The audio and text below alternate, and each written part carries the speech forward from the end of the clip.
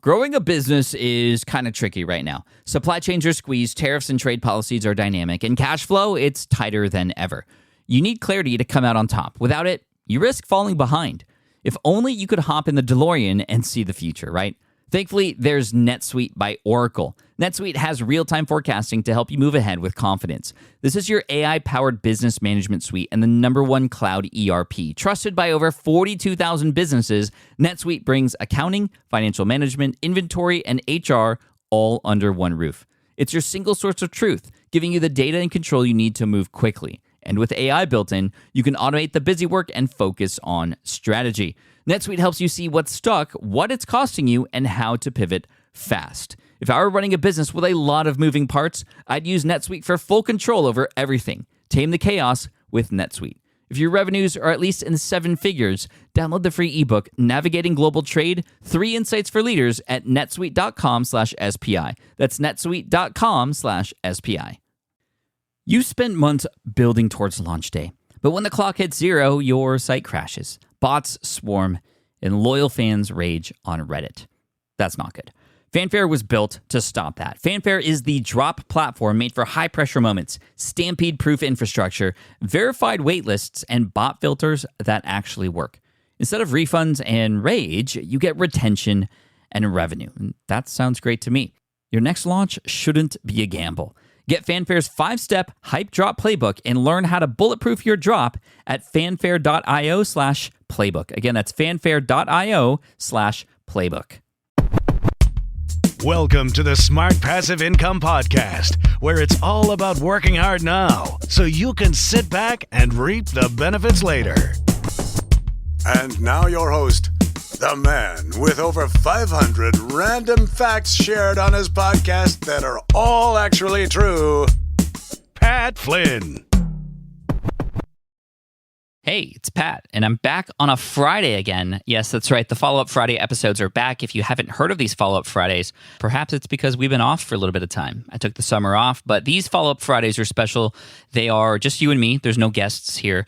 But often I talk about the topics that were discussed with our guest from our Wednesday publication. And it's Friday now. We had just had a conversation with Ali Abdal from YouTube and from the UK, and he's just a brilliant YouTuber, a brilliant man, so smart, talks about productivity. I highly recommend you check out his channel. But I wanted to talk about a few things today because this is on top of mine right now, and it may be on top of your mind as we head into the final quarter of the year. I hope it's been a strong year for you. It's been very encouraging to see things open back up. I know business has been sort of wonky. I see some people who have been riding the wave of people coming back into normalcy, especially sort of in the travel industry. I've seen a lot of travel bloggers and travel firms and things like that just absolutely crush it. And then there's other people who have been struggling. It's been a little bit weird for a lot of podcasters who have seen a lot of sort of dips in numbers because people weren't commuting as much as they were before, but I expect those numbers to go back up. And different businesses have been still responding differently to different messaging post-COVID. So anyway, just want to wish you all the best as we move into this next era of the year and hopefully end the year with some really strong revenue, but also just really strong positivity and energy for you, your business, and of course your family, your health, all the things that you're involved with. But I wanted to talk about something that came across my mind after this conversation with Ali. Again, make sure to follow him on YouTube. And this is a result of quote-unquote competition. I remember when I first started business, I started doing research online, as you should, right? I have a book called Will It Fly? And when I talk about building your business and learning what's there so that you know how to stand out from the crowd, you need to know what's in the crowd in the first place. You build your market map so you understand sort of what position to land in within that space. Unfortunately, when you do this, you come across people who've been in the space already. You come across people who are amazing writers. You come across people who write just the most beautiful emails in the world. You come across people like Ali who have incredible storytelling capabilities and who have the ability to create very professional videos. And you always wonder to yourself, man, why can't I do it like them? And so after this conversation with Ali, I went onto YouTube and watched more of his videos because I love his videos. And although I enjoy the videos and I think they're very entertaining and I learned a lot, I still, as a creator myself, had those moments of, wow, he did that so well. Why can't I do things like that too? I need this piece of equipment in order to do this. I need to hire these people to do it. I need to be more like Ali because he's got millions of followers and subscribers on YouTube. And this might sound I'm complaining. Even though I have hundreds of thousands of subscribers, there are people who are happy with thousands. So I'm hearing myself talk about this now, and it sounds a little petty to get upset about having hundreds of thousands versus millions. But all this to say that as you grow your business, you will still continue to feel this way unless you check yourself. You got to check yourself before you wreck yourself. So anyway, let me go back to the early days because I've always had these feelings, especially at the start. You will see that it's very, very, very easy to just see what somebody else is doing and go, oh, I need to do mine like them. And I remember when I first started my blog, I took a lot of inspiration from Darren Rouse from ProBlogger.net. This was back when blogging was like the thing. Podcasting wasn't really around yet. YouTube had just kicked off, and it wasn't really a normal thing for a content creator to do YouTube. It was mostly the blogging thing. And so when I created my blog, I very much mimicked a lot of the same format, even the same coloring as Darren Rouse. It was that way for a couple months until I finally found my own style and branding and voicing and whatnot that made me me. I remember in 2014, I was starting to write Will It Fly? And around the time, I was reading a lot of Malcolm Gladwell books. Malcolm Gladwell, right? Blink, Outlier, David versus Goliath, a lot of amazing books from Malcolm Gladwell. And the interesting thing about Malcolm Gladwell's books, and the reason why I love them so much, is because he goes into the science, he goes into studies. He is a professor of economics, I believe, at a university, Duke University, I think. I'm not quite sure. He does these studies and puts them into story and teaches us stuff based on data and analytics and reveals these things about the world and who we are and shows all this proof from these studies. So I was like, wow, when I write Will It Fly, I need to do the same thing. I see how he does it. He's successful, therefore I need to do it that way too. Looking back, I'm like, wow, Pat, that was not the right way to do it. But it's hard to know when you're in it, when you're in the thick of it, as the backyardigans would say. I had started to feel like I needed to create some experiments. I needed to go out into the field to collect data. I needed to read all these really dense studies in order for me to make my book great. And I remember working with my book coach, Azul. You might have remembered that name from many times he's been on the podcast, and I talk about him quite a bit. He coached me through the hard process of writing that book. It was one of the toughest things I've ever had to endure. He made me see that I was trying to be something and write like somebody who I was not. And when he had asked me questions, and Azul, you can find Azul at authorswholead.com. He and his partner Steve just do an amazing job of helping authors really tap into really why their books matter and how they integrate into the rest of the business and whatnot. Anyway, thank you, Azul. Thank you, Steve. I appreciate you. He made me understand that I was trying to write like somebody else. He also made me understand that I did have my own unique ability and my unique ways of writing and my style. It was when he asked me questions, he never told me, hey, your writing is personal. He said, well, what do you feel your audience responds to with your writing? He does exactly what a good coach does, asks the right questions. And my answers were, I feel like I can really build a relationship with my audience. I tell a lot of stories about myself and my family, the things that go well, the things that don't go well. You might remember the income reports that I had done every month for 10 years, and those were being very open and transparent. That's what I said. I said, those are the things that make me me. And he said, well, what's stopping you from putting those things in your book? And I said, nothing. Well, not nothing. It was me wanting to be like Malcolm Gladwell. And so the lesson here, at least in this first part of this audio file, is for you to remember that you are you. You are 100% original. Nobody is like you. It's totally okay to get inspiration from others, but you need to know what makes you you. And there's a number of exercises that you can do to figure this out. Obviously, you could read comments on your YouTube channel or your podcast comments, or you can have conversations with people and just kind of hear the chatter and how people respond on social media to the things that you produce. And pay attention closely to how they talk about the things that they like about you or what they like about the work that you do. If you have customers, if you have clients, if you have people who you consult or other companies, every once in a while, just maybe put your ear up a little bit more to the conversation to listen to, well, what about what you're doing makes them sit up on their chair? What about what you're doing makes them excited? Those are notes. Those are reminders for you to lean into those things into the future, not just with those same people, but with other people who come across your board in the future. The other thing that you could do, and this is what I recommend, there's actually an exercise in Will It Fly, is to actually literally go out and ask more in like a survey fashion. Now, I don't love surveys very much because a lot of surveys can be skewed. The results of a survey are very much dependent on the questions that you ask and how you ask them. But if you wanted to go and ask your audience, be careful. You don't want to say, hey, which of these 3 reasons are the reason why you love me most? That won't go very well. And multiple choice never works best for really learning deep down why people are or do what they do. You don't want to go to your audience and ask an open-ended question that is like, hey, tell me why in your own words you think I'm awesome. Don't do that either. You don't want to do that. What you want to do is say, hey, and just be, again, very truthful and honest. Hey, I am looking for help because I need to hone in on what makes me me. And sometimes being me, it's hard to see from the outside. And I would love your perspective on what gravitates you toward my work and the things that I do. I'm going to take this information and be able to distill it into something that can then help others too. So thank you so much. Anytime somebody has done this exercise, most of the time you're going to hear responses that are very surprising, very unusual, or just weren't even on the top of your mind. And that's really fun. Because when you do that, you start to realize things that you couldn't see yourself. As I often say, you can't read the label when you're inside the bottle. And so know what makes you special and then lean into that. Put yourself into that. And lately, if you've noticed on YouTube, I've actually been leaning into a lot of what actually people love that I do on my YouTube channel, not the Deep Pocket Monster YouTube channel.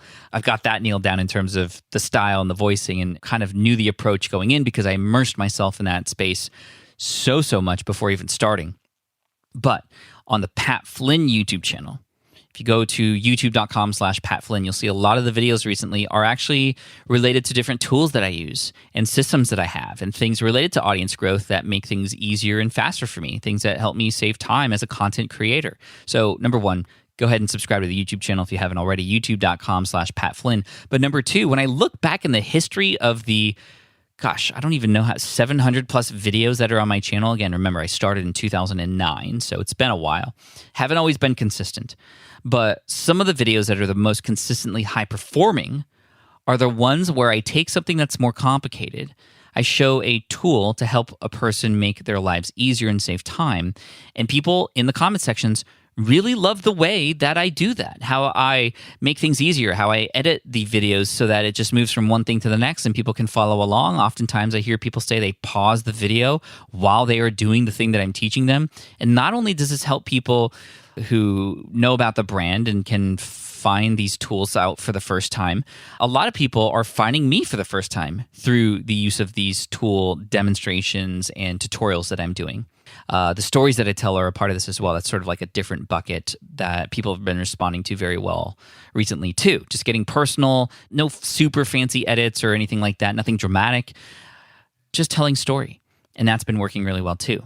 But again, when I go into the past, people are really enjoying how I did those things, and I'm leaning into those things even more instead of always trying to reinvent the wheel. And so as I go back into this tie-in with Ali and productivity, it's kind of ironic because he talks about productivity and content creation as well. You know, I can see from the outside that he has really found his voice and he's leaning into those things, but also experimenting at the same time. I would say probably taking an 80-20% approach from things that he knows, things that he has formulas for that works very well. If you follow other YouTubers, you'll see that they have formulas for videos that perform well. They just do more of them. The titles are very similar. The style of the video, the formatting, very, very similar. Mr. Beast, MKBHD, a lot of the top YouTubers have literally the same format. If you followed Minecraft, you'll follow the Dream Speedrunner videos. Same format. People love them. And the more you do the things that your audience has already said they love, the better you will do. I think sometimes we entrepreneurs feel like we have to try everything under the sun. And I would challenge you to consider, well, what are the things that are working for you right now?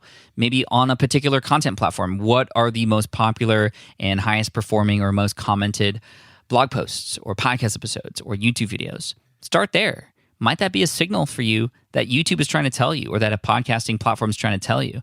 These are the things that your audience likes. So do more of that. I just wanted to wrap this up by saying thank you to Ali for coming on and to helping me realize. Because again, we go through these phases where you get excited and you remember these things and you remember your why and your full energy. And then all of a sudden, whether it's a break or whether it's some life moment or another person on the outside, some sort of external factor, it might stunt you a little bit. It might stunt your growth. It might stunt your energy. And I think it's important to have these conversations with yourself every once in a while. And I'm glad, so glad, to have had this conversation with you today here on our first Follow-Up Friday after summer 2021. And I'm excited because we're going to continue these conversations throughout the rest of the year. And again, I just want to say thank you so much for spending time with me. I know we don't often, you and I, the listener, you and I, we don't often get a lot of alone time. You know, there used to be a lot more solo episodes, and we started to implement these Friday episodes so that we can just chat again, just you and me. And they're a little bit shorter. 15 minutes is the length that this episode's probably going to go. But it's fun because we can have a chat. And then we'll go back to another interview this coming Wednesday. So if you haven't done so already, make sure you hit subscribe. Let me know how this episode hit you. Hit me up on @PatFlynn on Instagram or on Twitter. Same thing, @PatFlynn, Instagram, Twitter, and again, youtube.com/PatFlynn to go check me out on YouTube and see some of the fun stuff I'm doing there.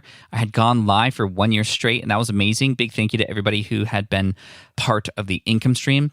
But I'm going full force on these pre-recorded videos now, leaning into what I know the audience likes, getting and reading signals from YouTube to grow that channel.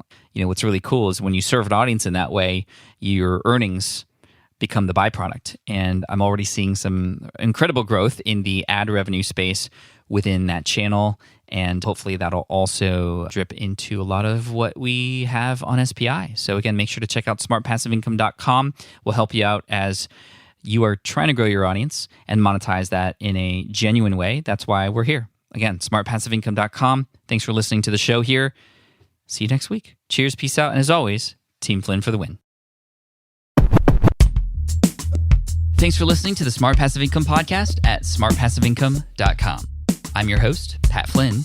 Our senior producer is Sarah Jane Hess. Our series producer is David Grabowski. And our executive producer is Matt Gartland. Sound editing by Duncan Brown. The Smart Passive Income podcast is a production of SPI Media. We'll catch you in the next session.